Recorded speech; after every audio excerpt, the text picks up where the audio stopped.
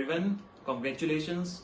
कल टेस्ट का रिजल्ट आया है एंड आप लोगों ने जिन्होंने क्लियर किया है उनको स्ट्रेस होगा बहुत ज्यादा।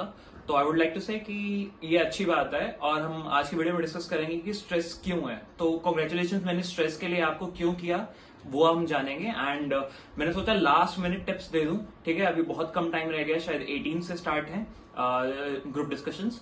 तो पहला टिप ये है कि देखो, मॉर्गन हाउसल ने एक बहुत अच्छा ट्रूथ बोला है एक बुक में, सेम एज एवर में, कि people do not want wild numbers, they want certainty. But GD में इसका उल्टा होता है। आप जितने नंबर्स, स्टैटिस्टिक्स और फैक्ट्स जितने रियल वाले, ये नहीं कि खुद से बना दोगे ऐसा, ठीक है। अप्रोक्सीमेशन चलता है, जहां 43.4 आपने 43% बोल दिया, 44 बोल दिया तो ठीक है, अदरवाइज नहीं। तो अगर आप अच्छे फिगर्स लाते हो तो ऑब्वियसली बहुत अच्छा रहेगा, ठीक है।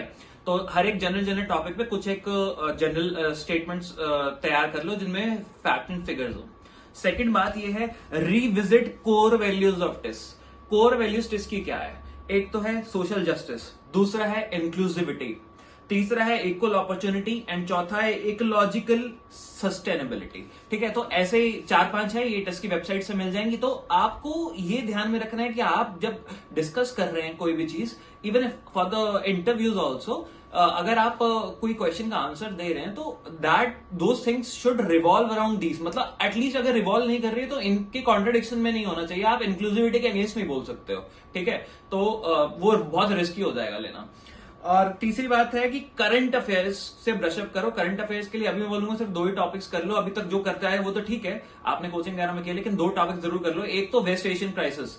अब वेस्ट एशियन क्राइसिस क्या है? यही मिडिल ईस्ट होता क्या है कि एक्चुअली में अमेरिकन के लिए मिडिल ईस्ट है, हमारे लिए वेस्ट एशिया है। तो अब अपने रिपोर्टर्स, अपनी आदत है गुलामी की, तो क्या बोलते हैं, जैसे वो बोलते हैं ना, हृदयालय में बोलते हैं कि वी हैव बिकम शेड्यूलस एप्स ऑफ वेस्टर्नाइजेशन। तो वो हो चुके हैं, इसलिए मिडिल ईस्ट चलता है। तो अगर मिडिल ईस्ट भी कोई बोल रहा है, वहां यूज कर रहा है, तो कंफ्यूज मत हो ना, वो वेस्ट एशिया की बात है। ये इजराइल वाला जो वॉर चल रहा है वही, ठीक है। इस पर ब्रशअप कर लो, उसकी हिस्ट्री से लेके अभी तक और फ्यूचर के कॉन्सिक्वेंसेस क्या होते हैं, ठीक है।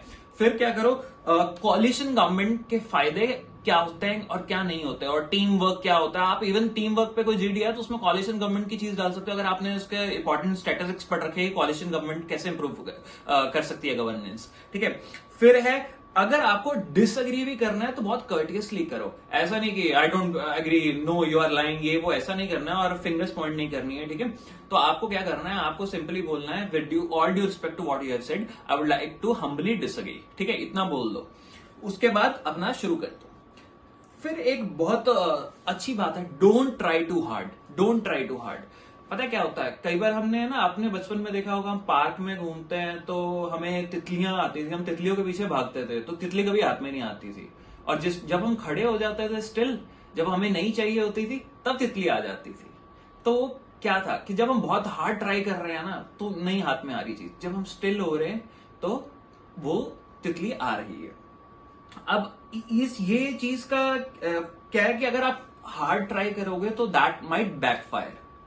फिर एक चीज ये होती है कि excess of everything is bad. And Carl Jung, आपको पता है, बहुत तगड़े साइकोलॉजिस्ट होंगे। मैं सिर्फ अपनी बातें नहीं कर रहा हूं, ये मैं ये सब चीजें ऑब्जर्व करी हैं और ये रीड करी हैं डिफरेंट जगहों से, तो ही बता रहा हूं। कार्ल यूंग ने बोला था कि एक कॉन्सेप्ट है एनैंशियोड्रोमिया। एनैंशियोड्रोमिया क्या होता है? वो बोलता है कि excess of something leads to the opposite of that thing.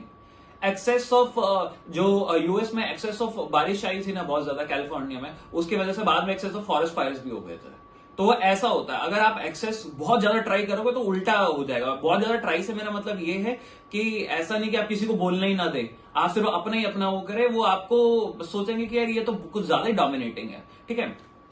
फिर है, कुछ लोगों के व्यूज को भी सपोर्ट करो, इससे टीम वर्क की क्वालिटी नजर आती है। मतलब किसी ने, आप ऑब्वियसली ज्यादातर क्या होता है कि 2 साइड्स ही होती हैं चीज की, 2 या 3 ही होती हैं जो टॉपिक होगा। तो उसमें अगर किसी ने आपके साइड वाली चीज बोली है तो आप उसको अप्रिशिएट करो, yes I agree with him, to further this I would like to say this, ठीक है।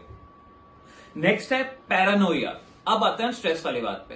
पैरानोइया मॉर्गन हाउसल ने लिखा है, सेम एज एवर भाई, बहुत अच्छी चीज है सक्सेस के लिए। एंड आपको बताऊं, इमोशनल इंटेलिजेंस की फील्ड में बहुत बड़ा नाम है पीटर सैलोवे। उन्होंने हार्वर्ड बिजनेस रिव्यू में एक आर्टिकल भी लिखा है कि कैसे गुड स्ट्रेस कैसे इंपॉर्टेंट होता है सक्सेस के लिए। इनफैक्ट तो अगर आप स्ट्रेस्ड हैं तो कॉन्ग्रेचुलेशन, लेकिन उसको लेवल को कम करना है, मतलब आपको ओवरशूट नहीं करना स्ट्रेस लेवल, और आपको ऑप्टिमिज्म लेवल भी ओवरशूट नहीं करना। ऑप्टिमिज्म लेवल ओवरशूट मतलब ओवर कॉन्फिडेंस कि हाँ मेरा तो होगा ही होगा, वो नहीं, आपको स्ट्रेस होना चाहिए थोड़ा सा, ठीक है।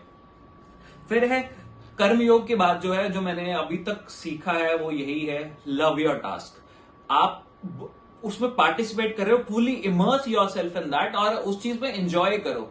जीत हार का तो बाद में देखेंगे या पहले देखेंगे, पहले विजुअलाइज करेंगे, लेकिन उस टाइम जब कर रहे हो तब विजुअलाइजेशन में या इस सोच विचार में एनर्जी मत वेस्ट करो, तब आप एंजॉय करो प्रोसेस को।